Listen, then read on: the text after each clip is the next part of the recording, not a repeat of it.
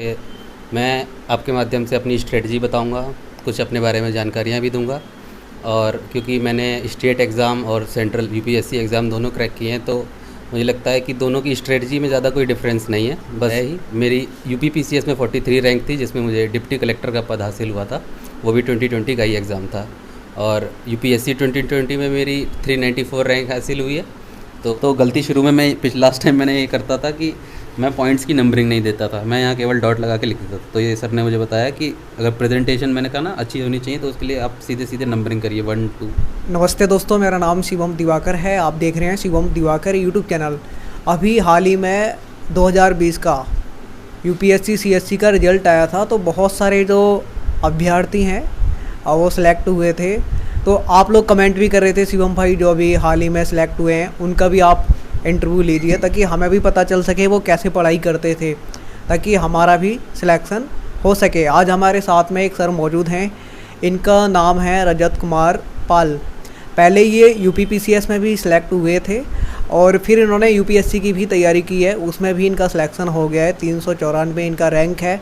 Sir से जानेंगे ये किस तरीके से पढ़ाई करते थे, ऑप्शनल क्या था, और क्योंकि बहुत सारे स्टूडेंट का प्रीलिम्स ही नहीं निकल पाता, और आंसर राइटिंग किस तरीके से करते थे, ये किस तरीके से लिखते थे, सारी जो भी इनकी रणनीति थी पढ़ाई करने की, सारी आज जानने के लिए इनके ही रूम पे आप पहुँचे हैं। चलिए सर से बात करते हैं। सर सबसे पहले आपका बहुत बहुत स्वागत है। थैंक यू शिवम जी। और आपके माध्यम से मैं स्टूडेंट से जुड़ पाऊँगा, इसके लिए मैं आपकी इस इनिशिएटिव का बहुत बहुत अप्रिशिएट कर रहा हूँ। और इससे मैं आपके माध्यम से अपनी स्ट्रेटजी बताऊँगा, कुछ अपने बारे में जानकारियाँ भी दूंगा। और क्योंकि मैंने स्टेट एग्ज़ाम और सेंट्रल यूपीएससी एग्ज़ाम दोनों क्रैक किए हैं, तो मुझे लगता है कि दोनों की स्ट्रेटजी में ज़्यादा कोई डिफरेंस नहीं है। बस जब आपका एग्ज़ाम आता है तो आपको थोड़ी सी अप्रोच चेंज करनी पड़ती है, तो वो चीज़ है। मेरा नाम वैसे रजत कुमार पाल है, जैसे आपने बताया ही। मेरी यूपीपीसीएस में 43 रैंक थी, जिसमें मुझे डिप्टी कलेक्टर का पद हासिल हुआ था। वो भी 2020 का ही एग्ज़ाम था। और यूपीएससी 2020 में मेरी 394 रैंक हासिल हुई है। तो एक हिसाब से आप कह सकते हैं कि जो ये पेंडेमिक का टाइम है, मेरे लिए डिज़ास्टर एक अपॉर्चुनिटी बन के आया, और इसमें मैं एक उभरता तारा बन के निकला हूँ। ये हर किसी की किस्मत ऐसी नहीं होती है, किसी किसी की होती है जो बहुत ज़्यादा मेहनत करते हैं और वो एकदम चमक जाती है। आपकी भी चमकी है, और कहीं ना कहीं आज आपको कोने कोने के स्टूडेंट देख रहे होंगे और वो जानना चाहते हैं आप कैसे पढ़ते थे और कौन कौन सी किताबें पढ़ते थे। क्योंकि आजकल क्या है, मार्केट भरी पड़ी है, हम यही नहीं समझ पाते कौन सी किताबें पढ़ें, कैसे पढ़ें। और आपका ऑप्शनल क्या था? मेरा ऑप्शनल था पब्लिक एडमिनिस्ट्रेशन, और मेरा माध्यम इंग्लिश था। तैयारी मैंने अपने बीटेक में ही मैंने डिसाइड कर लिया था, क्योंकि मेरा ग्रेजुएशन बीटेक में था, इलेक्ट्रिकल इंजीनियरिंग 2017 में मैं पास आउट था। उसके बाद से ही मैंने फुल फेस प्रिपरेशन करी है यूपीएससी की। तो साथ ही साथ मैं स्टेट पीसीएस एग्ज़ाम देता था, लेकिन शुरू में उस समय एग्ज़ाम का पैटर्न भी यूपीएससी से थोड़ा डिफरेंट था। लेकिन धीरे धीरे यूपीपीसीएस एग्ज़ाम का भी पैटर्न यूपीएससी के लाइन पर आने लगा, तो जिसका मुझे बेनिफिट मिला। और इस हिसाब से मैंने दोनों की तैयारी साथ में रखी, क्योंकि स्टेट एग्ज़ाम्स में ये होता है मेनली फोकस फैक्ट्स पे चीज़ें ज़्यादा रहती हैं, और यूपीएससी जो है एक एनालिसिस का एग्ज़ाम है। तो दोनों की तैयारी साथ में चलती रही, फैक्ट्स भी याद थे, तो दोनों का एग्ज़ाम एक साथ निकल गया। ये भगवान की कृपा भी रही और मेरे बड़ों का आशीर्वाद भी रहा। आपकी मेहनत भी रही है इसमें? हाँ, मेहनत तो है ही। मेहनत तो देखिए सब करते हैं। तो सिलेक्शन में कई चीज़ों का रोल होता है, आपके साथ वाले, आपके दोस्त, आपके माता पिता जो आपको साथ देते हैं। मेरे माता पिता ने भी मेरा बहुत साथ दिया, क्योंकि एक लोअर मिडिल क्लास फैमिली से जब आप एक इतना बड़ा ड्रीम लेके निकलते हैं, तो हमेशा आपके पास एक रिसोर्सेज की लिमिट होती है। आप हर चीज़ अनलिमिटेड तरीके से नहीं कर सकते, भले ही चाहे वो टाइम हो चाहे वो मनी हो, दोनों चीज़ें हैं। आपको रिसोर्स के देख के मतलब अपनी तैयारी करनी पड़ती है, जैसा कि मेरे साथ था, क्योंकि मैं भी 2017 के बाद से ही तैयारी कर रहा था। और 2020 वाले मेरे एग्ज़ाम निकले हैं, और कोरोना के टाइम से सारे एग्ज़ाम और लेट हो गए थे। और इस टाइम में अनएम्प्लॉयमेंट के बारे में तो आपको पता ही है, तो मतलब प्रेशर तो इतना नहीं रहा, क्योंकि मेरे घर वालों ने मेरा बहुत साथ दिया। मेरे मामा जी, मेरे नाना जी, सब ने मुझे हमेशा सपोर्ट किया, तो उनको मैं हमेशा धन्यवाद बोलूँगा। और उनके सपोर्ट का मैं मतलब मेरे पास शब्द नहीं है कि मैं उनका कैसे धन्यवाद करूं। तो आपके वीडियो के ज़रिए मैं उनको एक धन्यवाद की ये छोटी सी भेंट दे सकता हूं, अगर दे भी सकता हूं। ये बताइए आप हैं कहाँ से, और जो माता पिता हैं वो क्या करते हैं, पारिवारिक बैकग्राउंड कैसा रहा? मेरा होम टाउन तो जो है बरेली है, लेकिन मेरे पापा एक फैक्ट्री में फिटर की जॉब करते हैं। तो हम लोग काशीपुर में रहते हैं, उस वजह से। तो पापा की जॉब वहाँ पे है, तो मेरी पढ़ाई स्कूलिंग भी वहीं से हुई। हाई स्कूल में मेरे 9 ग्रेड पॉइंट्स थे और इंटर में मेरे 80% मार्क्स थे। उसके बाद मैंने मतलब मैं शुरू से एवरेज स्टूडेंट ही रहा था, जैसा कि अब मैंने अपने अपने मार्क्स बताया आपको। और उसके बाद मैंने बीटेक किया इलेक्ट्रिकल इंजीनियरिंग से श्री राम मूर्ति स्मारक college of engineering and technology Bareilly में जो है, उत्तर प्रदेश टेक्निकल यूनिवर्सिटी से मैंने एडमिशन लिया। और 2017 में मैं पास आउट हुआ, उसमें मेरे 72% थे।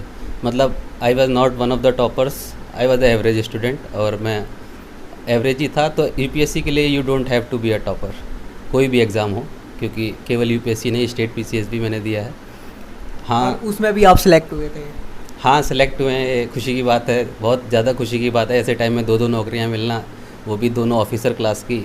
लेकिन आप रुके नहीं, आप वहाँ पे रुके नहीं, आगे चलते चले गए। हाँ, ये अगर यूट्यूब पे देखें तो ये मेरा पहला बड़ा वीडियो होने वाला है, क्योंकि पीसीएस के रिज़ल्ट के बाद मैंने भी अपने आप को रोक के रखा था, क्योंकि जो मेरा असली ड्रीम था वो यूपीएससी क्रैक करने के लिए था। और मैं 17 से जो फुल फेज प्रिपरेशन भी कर रहा था, तो वो मैं यूपीएससी के लिए ही कर रहा था।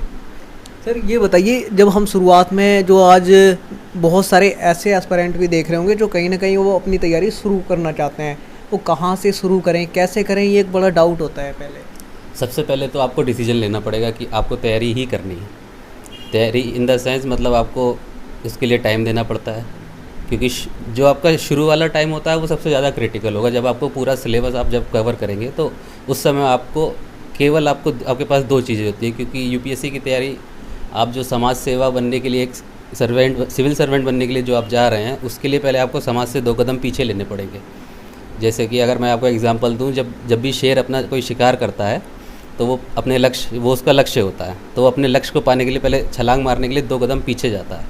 तो हम लोग का भी यही होता है कि हम जब तैयारी करने आते हैं तो हम अपने समाज से कट जाते हैं, हम अपने दोस्तों से दूर हो जाते हैं। हमारे पास केवल हमारी किताबें ही हमारी दोस्त होती हैं और जो हमारे साथ के एस्पिरेंट्स होते हैं, मतलब एस्पिरेंट्स ही आपकी दुनिया हो जाती है। और आप घर से बात होती है, सबसे टच में रहते हैं, सबका आशीर्वाद रहता है, लेकिन आप दुनिया से कट जाते हैं, ये बात सच है।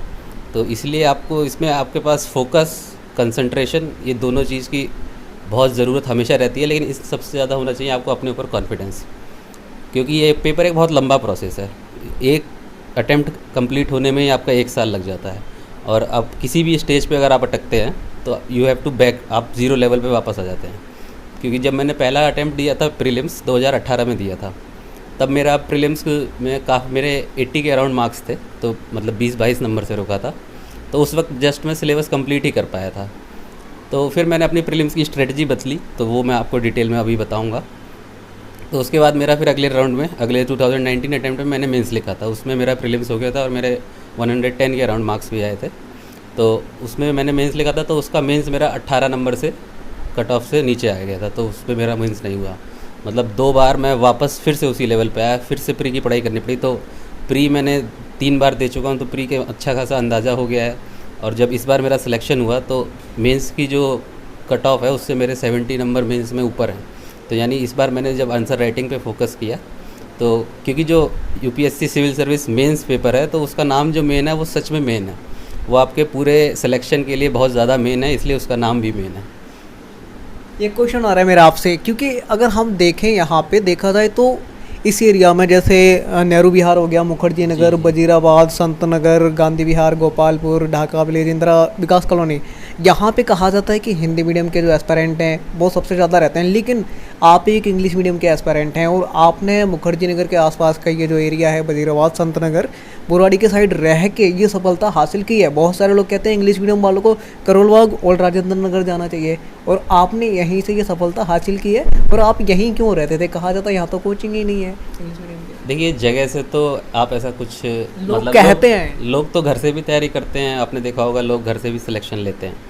यहाँ रहने का ये एक कुछ ही फैक्टर्स थे जो रिस्पॉन्सिबल थे, क्योंकि करोलबाग एरिया मेरे लिए थोड़ा फाइनेंशियली सिक्योर नहीं लग रहा था, और यहाँ मेरे साथ कॉलेज के फ्रेंड्स थे मेरे, तो मैं उनके साथ रहता था, और वो लोग भी प्रिपरेशन जो कर रहे हैं, तो मुझे अलग से पार्टनर्स ढूंढने की ज़रूरत नहीं पड़ी। मैं हमेशा अपने साथ दोस्तों के साथ फ्रीली रहता था, तो मुझे रहने वगैरह की कोई दिक्कत नहीं थी। और ये एरिया आपने देखा, आप भी थोड़ा अंदर ही आए हैं, तो फाइनेंशियल कंस्ट्रेंट की वजह से मैंने भी थोड़ा दूर रूम लिया, उस एक हब से दूर है काफ़ी, तो इस वजह से मैंने ये रूम लिया। और कोई सिलेक्शन का देखिए एक ही पर्पज़ होता है, आप जब तक आप सेल्फ स्टडी नहीं करेंगे, भले ही आप कोचिंग बार बार कर लें, बार बार भी कर लेंगे, कोई गारंटी नहीं है।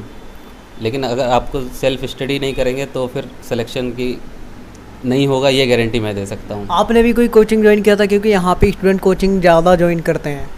हाँ, दिल्ली में क्योंकि बीटेक बैकग्राउंड था और पूरा सिलेबस हमारा जनरल स्टडीज़ था, तो मैंने भी आके कोचिंग ली थी उसके बाद, लेकिन मैंने फिर दोबारा नहीं ली क्योंकि कोचिंग की फ़ीस वगैरह भी ज़्यादा होती हैं, तो ये भी नहीं कौन गया से था। कोचिंग से आपने क्लास की? मैंने श्री राम IAS से कोचिंग करी थी, इंग्लिश मीडियम में जनरल स्टडीज़ की। तो वो 10 महीने की कोचिंग थी उसकी, तो जब तक कोचिंग रहा था तब तक मैं वहाँ रहा था, तो क्योंकि वहाँ मजबूरी थी, क्योंकि उस समय महंगा भी था, लेकिन वहाँ रहना पड़ा क्योंकि मेरे पास टाइम नहीं था उस समय। तो शुरुआत का टाइम इसीलिए बहुत ज़्यादा क्रूशियल होता है, जो मैंने आपसे पहले भी कहा कि उस समय आपको, जब आप सिलेबस कवर कर रहे हैं, तो आपको लगभग उस समय 12 से 14 घंटे देने पड़ेंगे। हाँ, उसके बाद वाले अटैम्प्ट्स में ये एग्री करूँगा कि मैंने 12 से 14 घंटे कभी पढ़ाई नहीं करी। मैं भी एवरेज पढ़ाई आप मानेंगे तो 6 से 8 घंटे ही रहेगी। और मेन फोकस जो आप जब आप डायरेक्टेड हो जाएंगे ना, जब आपके पास डायरेक्शंस आ जाएंगी, जब जब शुरू में होता है हमारे पास एक पूरा वाइड एरिया रहता है कि ये भी पढ़ना है, ये भी पढ़ना है, ये भी पढ़ना है, तो धीरे धीरे करके मुझे पता चल के मुझे क्या नहीं पढ़ना है। तो जब मुझे पता चला क्या क्या नहीं पढ़ना है और किस किस चीज़ पे केवल ध्यान दूँ, तो उससे, क्योंकि ये सब मुझे कैसे पता चला, मैंने प्रीवियस ईयर पेपर्स एनालाइज़ किए। तो अगर हम इस तीनों स्टेज की बात करूँ, तो सबसे पहले UPSC प्रीलिम्स की मैं बात करूँगा, तो इसमें आप एक स्टेप जो मैंने सबसे, जो मैं कहूँगा क्रूशियल पॉइंट है आपकी प्रीलिम्स के क्वेश्चन सॉल्व करने के लिए, वो आपके हैं, आपके पास UPSC का 6 लाइन का सिलेबस है प्रीलिम्स का, जिसमें उस 6 लाइन्स में आप कोई क्वेश्चन प्रेडिक्ट भी नहीं कर सकते। तो दूसरी चीज़, हमारे पास जो ऑफिशियल ऑथेंटिक सोर्स है वो है UPSC के प्रीवियस ईयर पेपर्स। तो मैंने मार्केट में गया, मैंने ये खोजा कि मैक्सिमम कितने पुराने पेपर्स अवेलेबल हैं, तो मैंने 1995 से सारे पेपर सॉल्व किए, 1995 से 2020 तक। तो यानी मेरे पास 25 साल के UPSC के प्रीलिम्स के पेपर थे। अब आप खुद ही सोच लीजिए, हर साल 100 क्वेश्चन होते हैं, तो 25 साल के हर 2500 क्वेश्चन मेरे पास UPSC के ही थे। तो इतना सिलेबस है उसमें कि, और उस हर क्वेश्चन के 4 ऑप्शन होते हैं, तो यानी 2500 क्वेश्चन के आपके पास 4 ऑप्शन हैं, तो आपके पास हो गए 10,000 चीज़ें। तो 10,000 चीज़ों को जब आप एक्सप्लोर करेंगे, तो उसमें मैं यही करता था, मैंने जो हिस्ट्री वगैरह जैसे सब्जेक्ट हैं, तो उसमें मैं ये करता था कि जितने भी 4 ऑप्शंस पूछे गए हैं, मैं उन चारों को देखता था। आजकल स्टूडेंट्स क्या करते हैं, अगर उनसे कहा जाए तो ये होता है कि लोग, जितने भी सब लोग बताते हैं कि प्रीवियस ईयर पेपर एनालाइज़ करो, तो हम लोग शुरू में क्या करते थे कि प्रीवियस ईयर पेपर देखते थे कि इसका आंसर हमने अटैम्प्ट किया, गलत गया तो ठीक, सही किया तो हमें अच्छा लगता था, और अगर नहीं सही हो गया तो ठीक है, तो अगर जैसे गलत हो गया तो हम सोचते थे कैसे होगा, कहाँ से पढ़ें। तो उसमें मैं क्या करता था कि वो मैंने फिर एक काम किया, मैंने चारों ऑप्शन सर्च करने, मैंने अपने नोट्स बनाए, एक एक ऑप्शन को मैंने अपने एक शॉर्ट नोट्स, ज़्यादा नहीं, हर ऑप्शन के लिए मैंने 4-5 लाइन अपने पास लिख ली। तो फिर मैंने खुद ही जब एनालाइज़ किया, तब पता चला मुझे कि जो प्रीवियस ईयर पेपर्स क्वेश्चंस के जो ऑप्शंस होते हैं, भले वो प्रीवियस ईयर क्वेश्चंस के आंसर्स ना हो, जैसे 4 ऑप्शन में एक ही आंसर होता है, लेकिन जो बाकी के 3 होते हैं वो आगे किसी भी साल पूछे जा सकते हैं। और ये कोई भी आप सब्जेक्ट उठाएंगे UPSC का, अगर previous year paper subject wise analyse करें तो ये काफ़ी हेल्प मिलेगी। और इससे फ़ायदा ये मिलता है कि जो UPSC के प्रीलिम्स में आपके टफ़ क्वेश्चंस होते हैं, उसको आप आराम से हैंडल करेंगे, क्योंकि एक चीज़ 2-3 चीज़ें हैं प्रीलिम्स में। एक तो ये कि जो कुछ सब्जेक्ट ऐसे हैं जिनमें आप गलत करने की उम्मीद नहीं कर सकते, जैसे पॉलिटी एक ऐसा सब्जेक्ट है जिसमें आपको एक्यूरेसी होनी चाहिए, क्योंकि उसमें पेपर इतना अनप्रेडिक्टेबल नहीं है, वो बुक से आ जाता है क्वेश्चन। मतलब लक्ष्मीकांत अगर आप पढ़ेंगे, तो आप अगर 17 क्वेश्चन पॉलिटी के आए हैं, तो आप कम से कम 15 से 16 आपको करेक्ट करने ही करने हैं, क्योंकि अगर आप ये नहीं करें तो आप सबसे पीछे चले जाएंगे। और जो मैंने आपको एनालिसिस वाली ट्रिक बताई है, जो ट्रिक कहें या कुछ भी कहें उसे आप, ये मेरा तरीका था, तो उससे आप ये होगा कि आप कुछ टफ़ क्वेश्चन सॉल्व कर पाएंगे, और 2-3 अगर 2 क्वेश्चन भी आपके फंसे, आप 4 नंबर सीधे आगे जाएंगे, और कट ऑफ जो है इतना ज़्यादा नहीं जाता है। तो इस बार भी कट ऑफ 92 गई है, तो 46 क्वेश्चन 100 में से, तो यानी पेपर तो आप मानिए या तो टफ़ होगा पेपर, या तो ऑप्शंस आपको इतने कन्फ्यूज होंगे कि उतना भी नहीं आ पा रहा है। तो वही चीज़ है कि आपको ये देखना पड़ेगा कि उसमें जितने भी प्रीवियस ईयर पेपर्स हैं उनको आप एनालाइज़ करें, और अपना जो स्टैटिक पार्ट है, एक चीज़ मैंने और एनालाइज़ करी थी, जब मैं 2-3 प्रीलिम्स दिया था, तो मैं अपने प्रीलिम्स के प्रीवियस जो सीधे जो लाइव पेपर मिलता है UPSC से, उसको मैं जब देखता था, तो उसमें मैं ये देखता था कि इसमें कितने क्वेश्चंस सॉल्वेबल हैं। मतलब जब मुझे लगता था कि मैंने ये टॉपिक पढ़ा है, मैं ये नहीं देख रहा मैंने वहाँ क्या किया है, मैं ये देख रहा हूँ ये मुझे करना चाहिए था या नहीं करना चाहिए। तो उसमें भी आप कोई सा भी पेपर उठाएंगे UPSC प्रीलिम्स पेपर का पुराना, तो आपको ये अंदाज़ा आ जाएगा कि 70 से 75% जो क्वेश्चंस होते हैं वो आपके स्टैटिक पार्ट से आते हैं। और मैं जैसे आपको बताया कट ऑफ कितनी है 46 क्वेश्चन। तो मेन जो होता है सिलेक्शन आपका स्टैटिक पार्ट कराता है, जो करंट अफेयर्स का जो भी चीज़ है कि मैं मानता हूँ करंट अफेयर्स बहुत वेरी करता है, और कोरोना के टाइम्स में टाइम खिंच गया था तो करंट अफेयर्स का लोड और बढ़ जाता है। लेकिन करंट अफेयर्स का ये है कि आप नॉलेज रखिए, अच्छी चीज़ है, वो आपको बेनिफिट देगी क्वेश्चन में। लेकिन अगर करंट अफेयर का क्वेश्चन जब टफ आ जाता है, जैसे उसमें अगर 1 2 3 ऑप्शंस आने लगे, और उसमें अगर जैसे एक क्वेश्चन आया था कभी कि कोई स्पीशीज़ थी या कोई फाउंडिंग थी तो उसके बारे में पूछा था, तो फिर उसने जो स्कॉलर्स वहाँ फाइंड किए थे उसका कॉलेज का भी नाम उन्होंने पूछ लिया था। तो इतना ज़रूरी नहीं है कि वो चीज़ याद रहे। तो करंट अगर क्वेश्चन टफ आ रहा है तो वो सबके लिए टफ है फिर।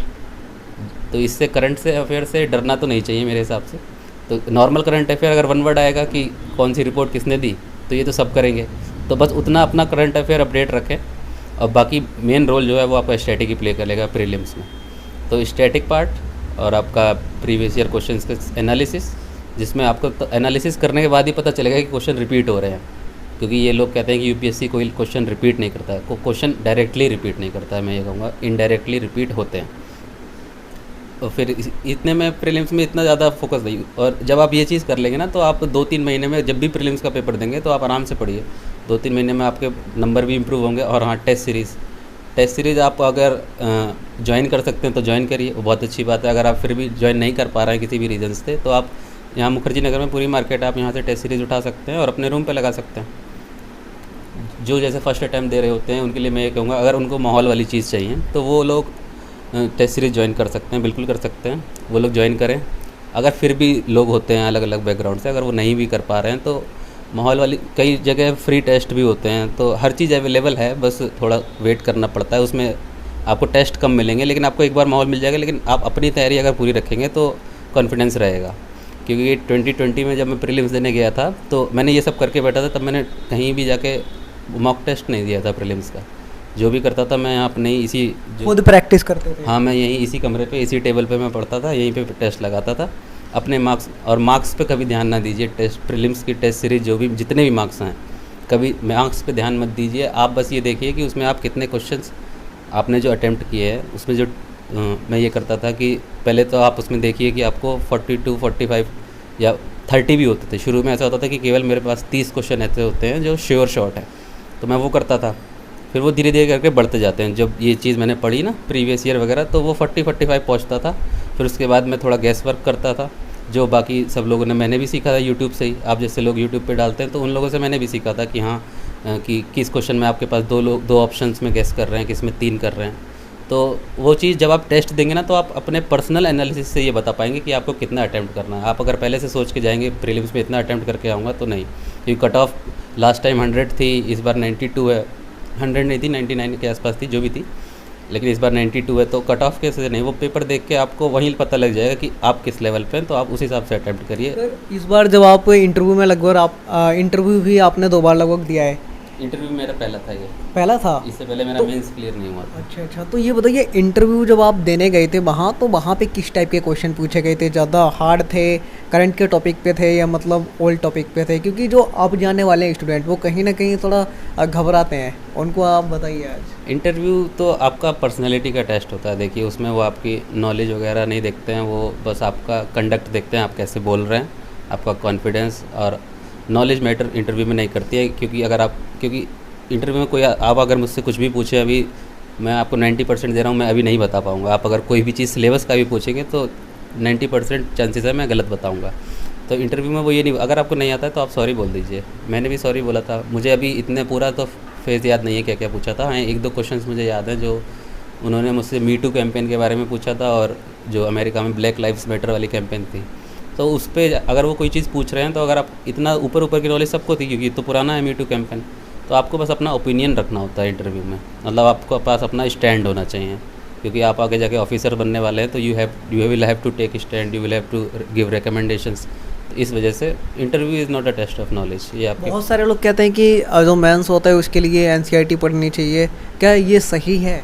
मेंस के लिए एनसीईआरटी तो हर प्री और मेंस दोनों में ज़रूरी है ही, क्योंकि मैंने आपको सोर्सेज नहीं बताए हैं, लेकिन जो बेसिक रिसोर्सेज हर जगह अवेलेबल रहते हैं, मैंने भी वही पढ़ा है। मैंने कोई जो मैंने नई चीज़ आपको जो मैंने अलग जो मुझे अलग लगा प्रीवियस ईयर पेपर एनालिसिस वो मैंने होता। बाकी जितने सोर्सेज नेट पे अवेलेबल है जो भी एनसीईआरटी बुक्स हैं, मतलब मैंने लिमिटेड बुक्स रखी हैं। ज्योग्राफी के लिए भी मैंने एनसीईआरटी रखी है और हिस्ट्री के लिए भी मैंने एनसीईआरटी पढ़ी और एक आर.एस. शर्मा एंशिएंट इंडिया की पढ़ी और मॉडर्न इंडिया के लिए स्पेक्ट्रम क्या पढ़ी। इसमें जो आंसर राइटिंग होता है वो भी मैटर करता है, वो मैं कैसे लिखें उसकी प्रैक्टिस हाँ, कैसे करें? अब मेंस की अगर हम बात करें तो पहली बार जब मैंने मेंस दिया था तो बहुत ज़्यादा मैं वो मतलब इतना ज़्यादा पढ़ रहा था कि करंट अफेयर्स पढ़ना है, ये पढ़ना है, मतलब मैं बहुत ज़्यादा कवर करने की कोशिश कर रहा था कि कुछ छूट ना जाए, ये वाली अप्रोच लेके चला। तो मतलब नॉलेज तो आ गई थी उसमें, लेकिन आंसर राइटिंग मेरी उतनी नहीं थी। हालांकि मेरे उसमें 18 नंबर से मेंस नहीं क्वालिफाई हुआ था, तो इसका मतलब ये कि मेरे पास डाटा तो इनफ था। तो अगर मैं कुछ नंबर खींचता तो शायद हर पेपर में अगर मैं 10-15 नंबर खींच लेता तो मेरे वही इस बार हुआ। तो मैंने हर एग्ज़ाम में अगर 10-15 नंबर खींचे हैं तो वो मेरे, और 10-15 नंबर का मतलब है कि आप हर एक क्वेश्चन में 1 नंबर बस ज़्यादा ला रहे हैं लास्ट टाइम से ऑन एन एवरेज अगर देखें तो। वो चीज़ होती है प्रेजेंटेशन आपकी प्रेजेंटेशन। तो मैंने इस बार प्रेजेंटेशन पे बहुत ज़्यादा काम किया। तो इस बार मैंने टेस्ट सीरीज़ लगाई थी कोर IAS की, अमित सर की। तो मैं उनके पास गया तो जब मैंने पहला टेस्ट लिखा था तो पहला टेस्ट हिस्ट्री का था। तो सर ने जब कॉपी चेक करी, मैं भी आपको कॉपी दिखा दूंगा, 1-2 हैं मेरे पास। तो सर ने जब कॉपी चेक करी तो उन्होंने मुझसे सीधे कहा कि अब ज़्यादा पढ़ने की ज़रूरत नहीं है, तुम्हारे पास डाटा है जो है। तो उस समय मैंने बस एक चीज़ ये सही करी जो जिसका मैं आज बस वो मुझे लगता है कि हाँ मैंने ये सही स्टेप किया कि सर ने जो कहा मैं सीधे सीधे मान लिया। यानी कि दोनों आपका जो UPPCS था और इसमें उनका योगदान है। हाँ, उनका मैं आंसर राइटिंग जो उन्होंने मेरी इम्प्रूव कराई तो उसमें तो उन्हीं का योगदान है। जब मैं उनके पास गया तो उन्होंने बस उससे एक बात कही कि आपके पास नॉलेज ठीक है क्योंकि आप प्रीलिम्स निकाल के आए हैं, तो आपको बस अब क्या करना है, क्वेश्चन की जो डिमांड है बस वो एड्रेस कर लीजिए। क्योंकि होता क्या है कि क्वेश्चंस में हम लोग कीवर्ड तो समझ जाते हैं, लेकिन वो क्या पूछना चाह रहा है बस वो अगर एड्रेस कर दिया तो मेंस इतना वो नहीं है। क्योंकि मेंस में आपको अपना एनालिसिस लिखना है, आपके पास भले ही डाटा कम हो। क्योंकि वहाँ जाके जब पेपर में आप जाएंगे, वहाँ जब मैं पेपर देता था तो डाटा आपको 1-2 से ज़्यादा डाटा याद ही नहीं आएंगे। आप कोई भी आंसर लिखेंगे, अगर आप एग्जांपल लें कि अगर मैं वुमेन एम्पावरमेंट के बारे में अगर कोई क्वेश्चन आएगा तो उसमें ज़्यादा से ज़्यादा मुझे क्या याद आ जाएगा कि वुमेन की लिटरेसी, इंडिया में वुमेन की लिटरेसी मतलब होल लेवल पे मुझे ये याद नहीं आएगा कि किस स्टेट में सबसे ज़्यादा है, किस स्टेट में कम है। क्योंकि प्रेशर इतना रहता है और आपको 6.5 मिनट में एक पूरा आंसर लिखना ही लिखना है। तो उसमें आप 1-2 डाटा से ज़्यादा आपके याद ही नहीं आएगा। अगर आप याद करेंगे तो आप टाइम गवाएंगे और फिर बाकी क्वेश्चंस भी छूट जाएंगे। ये मोटिवेशन कहाँ से मिला कि हमें UPSC की तैयारी करें? पहले आप UPPCS में सेलेक्ट हो गए थे लेकिन फिर भी आप रुके नहीं, कि आपको मतलब पहले से ही बचपन से ही सपना था क्या, या किसी ने बताया था? नहीं, बचपन से तो सपना नहीं था। ये मैंने बीटेक में अपने डिसाइड किया था कि क्योंकि जब आप एक लोअर मिडिल क्लास फैमिली से होते हैं तो अब बचपन से तो हमें पता भी नहीं था एडमिनिस्ट्रेशन क्या चीज़ होती है। धीरे धीरे हम लोग जगह जगह देखते थे, लेकिन इस बारे में बिल्कुल आइडिया नहीं था कि ये DM और SP ये सब बनते कैसे हैं।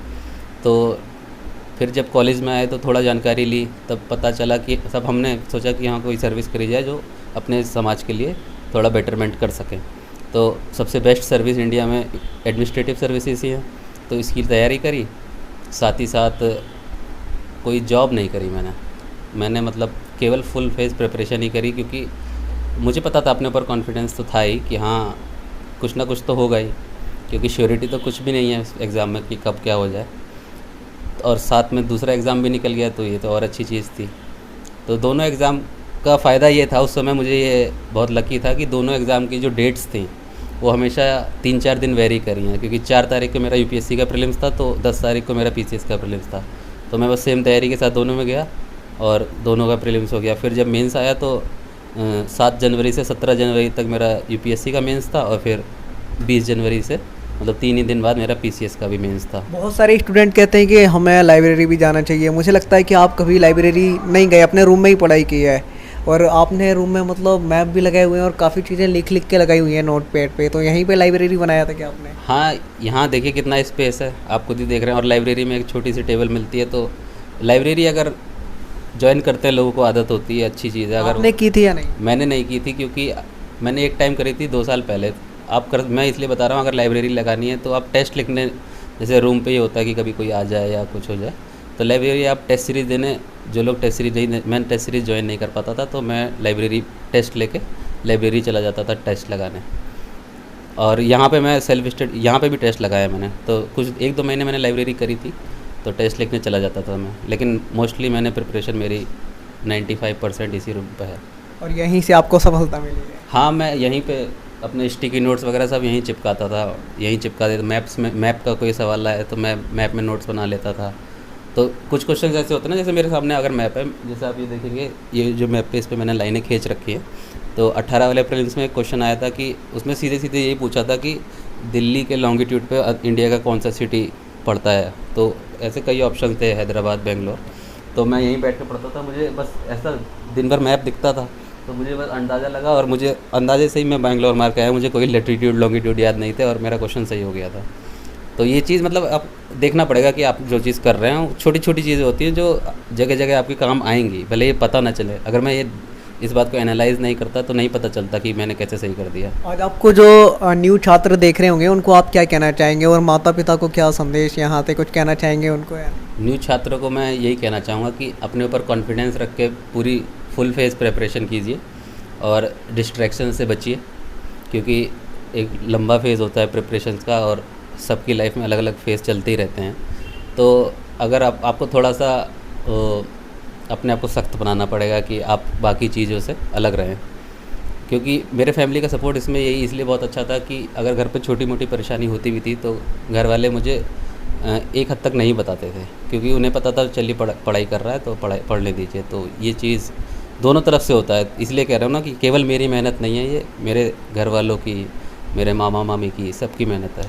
और जब हम तैयारी करते हैं तो कहीं ना कहीं जो हमारे टीचर्स होते हैं उनका भी बड़ा योगदान होता है। तो कोई ऐसे टीचर जिनका काफ़ी योगदान रहा हो आपके साथ? हर टीचर्स का आप मेज़र नहीं कर सकते, सब मेरे कोचिंग वाले टीचर्स का बहुत योग, क्योंकि मुझे जो बिल्डअप किया वो उन्होंने किया है और मुझे जो इम्प्रूव किया है वो अमित सर ने किया है, जो कोर आई इसमें है। तो उनका मैं बहुत बहुत धन्यवाद देना चाहूँगा आपके चैनल से। अभी मैं उनसे मिला भी नहीं हूँ, क्योंकि अब मैं उनसे मेरी मीटिंग फिक्स हो गई है, तो मैं जल्दी उनसे मिलूँगा। तो दोस्तों आज हम सर के रूम पे ही थे। सर आप किस तरीके से अपनी आंसर राइटिंग है वो करते थे, वो दिखाइए। सारी कॉपीज़ तो है नहीं मेरे पास अभी, ये एक अमित सर की टेस्ट सीरीज़ की कॉपी है, तो इसके माध्यम से मैं जितना बता सकता हूँ वो मैं आपको बताऊँगा। ये टेस्ट सीरीज़ है, तो इसमें आप अगर मैं आपको थोड़ी बहुत वो बताऊँ तो मैं एक तो अपने उसमें हेडिंग रखता था कि अगर जो क्वेश्चन में अगर पूछा भी गया तो कोई कीवर्ड है उसे समझाना है, तो मैं हेडिंग रखता था। जैसे मैंने यहाँ लिखा है सिचुएशन का एग्जांपल, मैंने एग्जांपल दे रहा हूँ तो मैं बता रहा हूँ। और ये चेक भी है? हाँ, ये सर ने चेक करी हुई है, मेरे टेस्ट सीरीज़ की ही कॉपी है ये। और मैं कीवर्ड्स को हमेशा अंडरलाइन करता हूँ। और ज़्यादा ये देखिए, मैं 2-3 चीज़ें यूज़ करता था कि मैं पूरा आंसर ना तो पॉइंट में लिख रहा हूँ, ना ही पूरा आंसर पैराग्राफ में। मैंने कुछ पैराग्राफ में लिखा है, उसके बाद जाके मैंने 2-3 पॉइंट्स दिए हैं। तो गलती शुरू में मैं लास्ट टाइम मैंने ये करता था कि मैं पॉइंट्स की नंबरिंग नहीं देता था, मैं यहाँ केवल डॉट लगा के लिख देता था। तो ये सर ने मुझे बताया कि अगर प्रेजेंटेशन मैंने कहा ना अच्छी होनी चाहिए, तो उसके लिए आप सीधे सीधे नंबरिंग करिए 1 2 3 इस टाइप से। और लास्ट में कंक्लूजन में एक पैराग्राफ देता था, भले ही जब जल्दी में होता था तो अच्छा नहीं दे पाता था, लेकिन देता था ज़रूर। मतलब क्वेश्चन का स्ट्रक्चर पूरा होना चाहिए। मैं अगर जरूर कि ये तो एथिक्स की कॉपी है, इसमें इतने डायग्राम नहीं मिलेंगे। मैं बाकी जीएस में डायग्राम्स और फ्लो चार्ट्स वो सब बनाता था, क्योंकि फ्लो चार्ट्स का एक रोल ये रहता है कि एक तो आपको उसमें थोड़ा कम लिखना पड़ता है, आपका टाइम बचेगा और आप स्पेस भर पाते हैं। तो आप कम लिखेंगे और फ्लो चार्ट में आप डाटा ज़्यादा दे सकते हैं। यहाँ पे अगर देखा जाए आपके रूम में, तो सबसे पहले तो अपने भारत की जान शान मान तिरंगा है खूबसूरत, और फिर आपने यहाँ पे मैप्स लगाए हुए हैं और यहाँ पे ये नोट पैड काफ़ी सारे लगाए हुए हैं लाइन बाजी से। ये आपने क्यों लगाए हैं और कितना टाइम लगा हुआ? बहुत ज़्यादा टाइम लगा हुआ? नहीं, जैसे कभी कोई चीज़ जो बुक्स में नहीं मिलती है, करंट में आती है, जो लगता है बुक्स में होनी चाहिए थी, तो मैं उसको लिख के, जो जैसे मैंने कहा ना एनालिसिस जब मैं करता था तो मैं ये सब चीज़ें जो अलग मिलती थी तो मैं यहाँ लगा देता था। लोकसभा की सीटें मैं याद जब कर रहा था तो उसमें मैं देखता था कहाँ पे एससी की सीटें हैं कहाँ नहीं, तो मैं किस में मैक्सिमम मिनिमम, तो ये सब मैं यहाँ लिख के रखता था। और ये सही बताऊँ तो ये मेरे लिए मंदिर ही है और मैं इसकी पूजा भी करता था। और आपके टेबल पे कुछ बुक्स वगैरह भी हैं और आपने दो या तीन टेबल लगाई हुई हैं यहाँ पे? हाँ, मेरे पास 7 पार्टनर्स भी रहते थे, तो हम लोग साथ ही में पढ़ते थे। तो दोस्तों रूम आप देख सकते हो, यहाँ पे सर की बुक्स भी रखी हुई हैं। इस तरीके का इनका रूम है और काफ़ी मेहनत इन्होंने यहाँ पे की है। ज्योग्राफी मेरा थोड़ा सा वीक था, तो उसको सुधारने के लिए मैं मैप में ही जितना कुछ करता था तो वो करता था, तो इसलिए मैंने बहुत ज़्यादा मैपिंग करी थी। मैं बाउंड्रीज वगैरह यहीं से देख के याद करता था। जैसे इसमें मैंने बना रखा है, आप देखेंगे प्लेट्स वगैरह मैंने बनाई है पूरी। तो ये तो जैसे चलते फिरते चाय वगैरह पीते पीते भी हम लोग मैप के क्वेश्चन आपस में पूछ लेते थे कि, तो इस टाइप से जैसे उसमें मैं कलर चेंज, इस तरफ अगर आप देखेंगे कि अगर इस वाले मैप में मैं दिखाऊँ, ये ज़्यादा एनालिसिस वाला मैप है। हाँ, यहाँ पे तो आपने बहुत ज़्यादा काम हाँ। किया हुआ है इस वाले में। ये जो मैंने लिखे हुए हैं, ये पूरे सस्टेनेबल डेवलपमेंट गोल्स लिखे हुए हैं, पूरे 17 के 17 यहाँ लिखे हुए हैं। तो चलते फिरते मुझे याद, और ये आंसर राइटिंग में बहुत ज़्यादा काम आते हैं। अगर आप केवल ऐसे लिखेंगे कि SDG 4 में एजुकेशन लिखा है तो उतना वो इफ़ेक्टिव नहीं लगेगा। अगर आप लिखेंगे कि SDG 4 में क्वालिटी एजुकेशन पे ध्यान दिएगा, मतलब जो वर्ड एग्जैक्ट, अगर ऑथेंटिक डॉक्यूमेंट से अगर आप वर्ड उठाएं तो वो लेना चाहिए। इसके लिए मैंने नीति आयोग का, अगर मैं बहुत रिकमेंड करना चाहूँगा, जो स्ट्रेटजी डॉक्यूमेंट है वो स्टूडेंट्स को ज़रूर पढ़ना चाहिए। और साथ ही साथ इकोनॉमिक सर्वे के अगर आप अपने नोट्स बना पाएँ तो अच्छी बात है। लेकिन इकोनॉमिक सर्वे के जो ग्राफ्स वगैरह एनालिसिस होते हैं वो मैं यूज़ करता था, क्योंकि ये जो चीज़ें हैं ये ऑथेंटिक सोर्स है जो गवर्नमेंट हमें देती है, और आप गवर्नमेंट के लिए ही एग्ज़ाम लिखने जा रहे हैं तो आप डाटा ऐसा रखें जो गवर्नमेंट दे। ओके, ये आपका रूम था, यहाँ का आप रेंट कितना देते हैं, क्योंकि आप बहुत दूर रहते हैं मुखर्जी नगर से? हम 3 लोग यहाँ 8,000 रेंट देते हैं, तो आराम से हम लोग का वो एक महीने का टोटल 8,000 हो जाता है खर्च? हाँ, इसी के मतलब फिक्स खर्चा तो 5-6 हज़ार है, उसके बाद अपने ऊपर होता है इंसान का, आप जैसे करना चाहें। ये सर की कहानी थी, यानी कि इन्होंने यहाँ पे संघर्ष किया है और यहीं से सफलता मिली है। यहाँ पे इनकी कुछ किताबें भी रखी हुई हैं रैक में, काफ़ी ज़्यादा हैं। इनके बारे में भी कुछ बताइए, ये किताबें आपने किस लिए ली थी? ये नोट्स हैं इसमें ज़्यादा? इसमें तो सब मिक्स किताबें होंगी, हम मेरी भी, मेरे रूम पार्टनर्स की भी, क्योंकि उसका मीडियम हिंदी है। ये पॉलिटी की किताब है, धूल जम रही, क्योंकि काफ़ी दिन से उठाई नहीं गई है। रिसोर्स लिस्ट पूरी सेम है ऑलमोस्ट, जो लगभग सब यूट्यूबर्स पिछले टॉपर्स मुझे बताते थे। ओके, तो दोस्तों अगर आप और कुछ पूछना चाहते हैं तो कमेंट बॉक्स में कमेंट कीजिए, आपके विचार सादर आमंत्रित हैं। हम सर के रूम में थे, इनके रूम का माहौल काफ़ी अच्छा था, स्टडी का आप देख सकते हैं। यहाँ पे अगर स्टडी टेबल पे देखेंगे तो खूब सारी बुक हैं, और इन्होंने यहाँ पे आप देखेंगे तो इन पे काफ़ी ज़्यादा धूल जम गई है, यानी कि बहुत पहले इन्होंने लगाए थे। हाँ, और बहुत ज़्यादा मैं छुआ नहीं हूँ, क्योंकि जब से रिजल्ट आया था, क्योंकि PCS के बाद, PCS का जब रिजल्ट आया था तो उसके बाद केवल इंटरव्यू बचा था UPSC, और इंटरव्यू के लिए मैं पूरा रिलैक्स से तैयारी कर रहा था। मैं बुक्स वगैरह इतनी नहीं पढ़ रहा था, मतलब लोगों से मिल रहा था मैं इंटरव्यू के लिए। जब हमारे इंटरव्यू होता है उससे 1-2 दिन पहले हमें थोड़ा नींद नहीं आती है, हम केवल ये सोचते हैं पता नहीं क्या पूछा जाएगा, क्या बताएंगे। ऐसा कुछ हुआ था आपको? नहीं, मैं आराम से, मेरा दोपहर में था, तो मैं तो लेट नाइट वैसे भी जगता था, शुरू से आदत थी। तो ये चीज़ फ़ायदा था कि मेरा दोपहर में इंटरव्यू था, मैं लगभग 2-3 बजे ही सोता था, और उस दिन भी 2-3 बजे सोया, आराम से सुबह उठा।